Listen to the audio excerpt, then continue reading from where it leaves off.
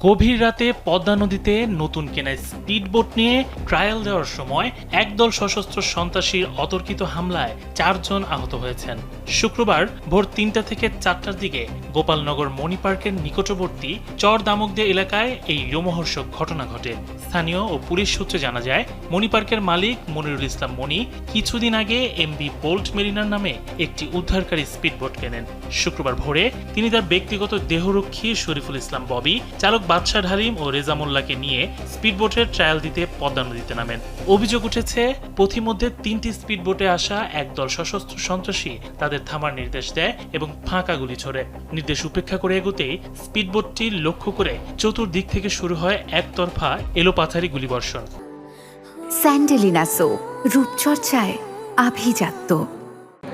আমরা বাগদারি পর্যন্ত উঠতে হয়, তখন লাইট আমার কথা হিসাব শুনে বাহাদুরপুরের ঘাটের রেখে আমরা বাড়ি যাবো, ভাই আবার আসবে এই পর্যন্ত। এবার দাদা তখন যে পুলিশ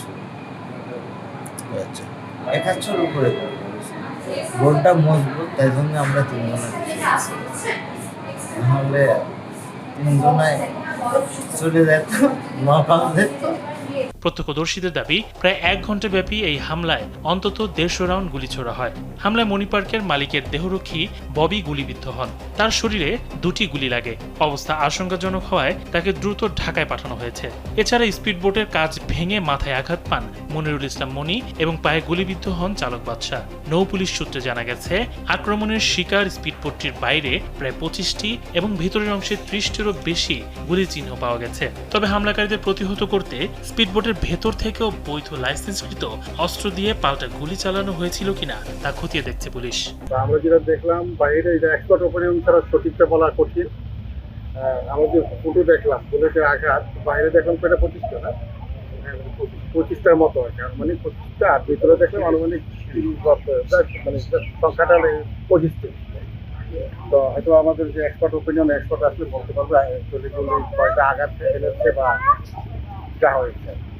তো আমরা আসছি যে সরজমিন দেখার জন্য, সরজমিন দেখলে আমাদের আইনগত ব্যবস্থা সুবিধা হয় এবং তদন্তটা সুস্পষ্ট এবং বস্তুনিষ্ঠ। ইনজুর যারা হয়েছে, একজনের যে আঘাতপ্রাপ্ত গুলিবিদ্ধ তাদের কথা হয়েছে এবং সে একই কথা বলেছে, নতুন করে বুটটা আমরা তৈরি করেছি, ইঞ্জিনিয়ার আসছে। তো আমরা অভিযোগ এখনো আসলে, তো অভিযোগটা আইনগত পদক্ষেপ কি আপনাদের দিক থেকে? হ্যাঁ, ডেফিনেটলি আইনগত, কারণ এখানে যে বা যারা করো এটা তো আইনগত ব্যবস্থা অবশ্যই নিতে হবে। যতবার আগামীকালে দেখুন আরো বেশি আকারে এটা ছড়িয়ে পড়ে।